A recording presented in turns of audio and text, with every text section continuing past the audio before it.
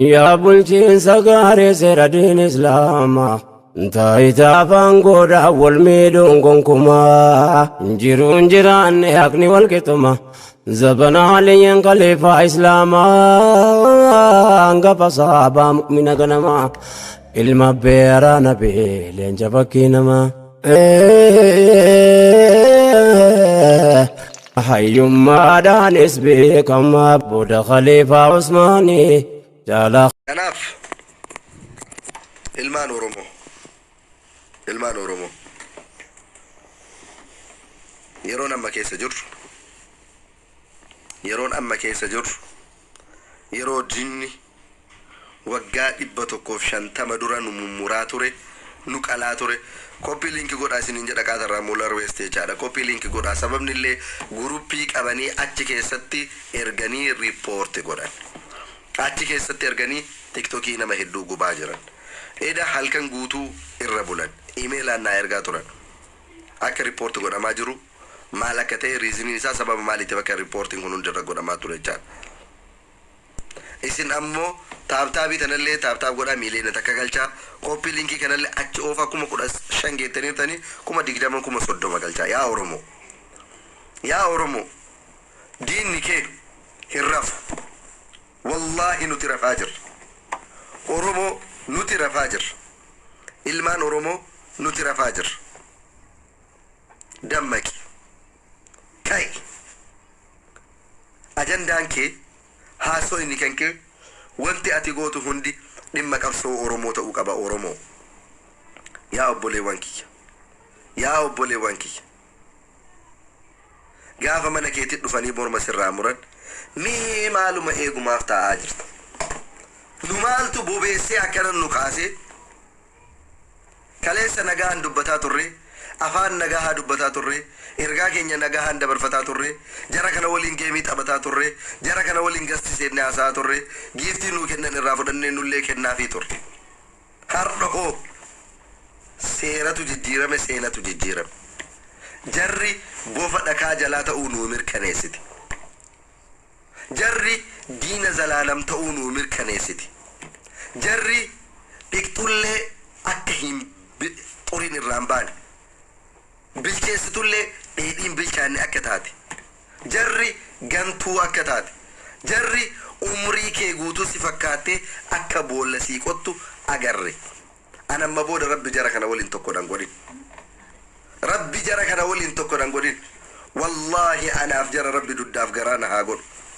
jarri kun diina Oromooti diina Oromoo keessaallee diina zalaalam diina umrii guutuuti diina lafa Oromoo saamu diina dhiiga Oromoo dhangalaasu diina haadha Oromoo boochisu diina haadha Oromoo qalu diina yoomillee sirraan deebine Oromoo diinni kun diina gurraacha Oromoo Tigreen qabeenya saamtee galti Abiyyi mataa jala qabatte ati mataa jala qabannaan sidhiisa sin ajjeesu ati safaarsinaan sidhiisa sin ajjeesu kun osoo ati nugusa kiyya jetteenillee ati mootii kiyya jetteenillee abadan wama Oromoo godhee rabbi si uume bichaaf si ajjeesa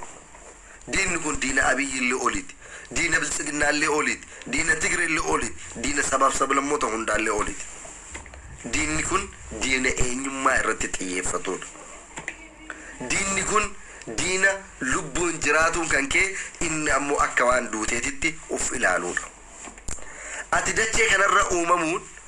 osoo tolchee ka rabbiin kassasuu danda'uuti jarri kun yaa rabbi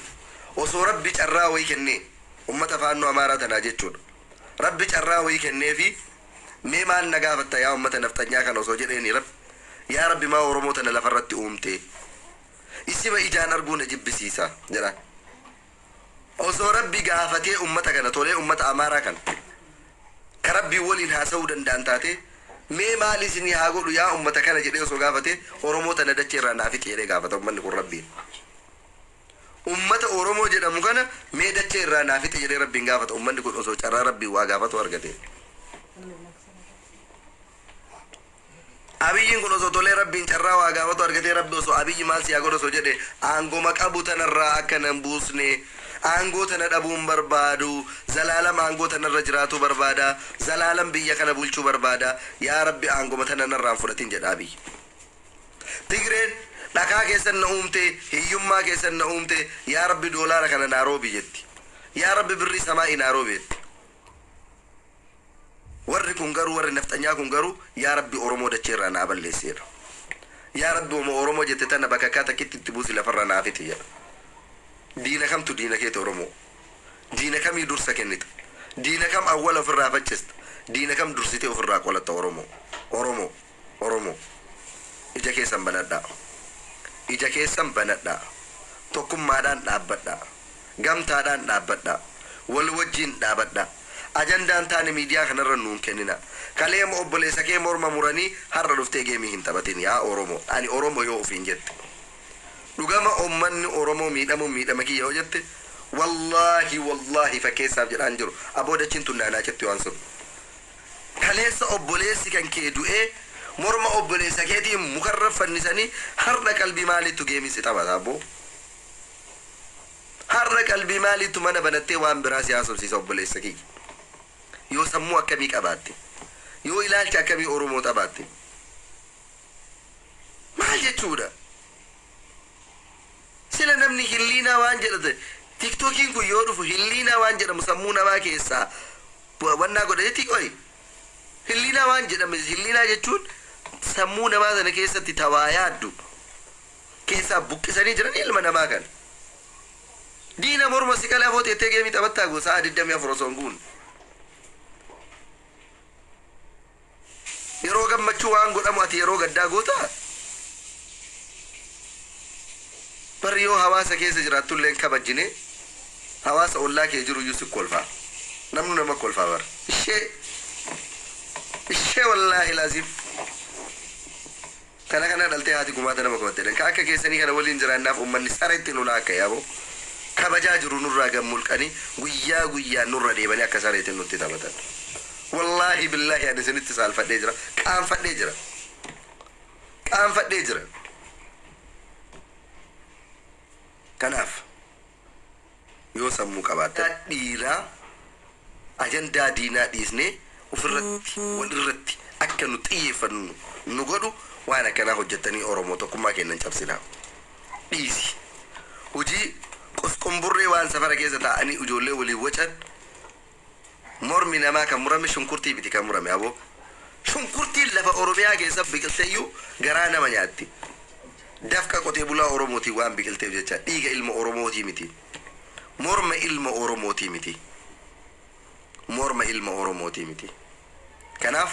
kabajaa walii haa qabaannu qabsoo oromootiif dursa haa kenninu hawaasa keenyaaf sagalee haa taanu tokkummaadhaan haa kaanu sinin jedha galatooma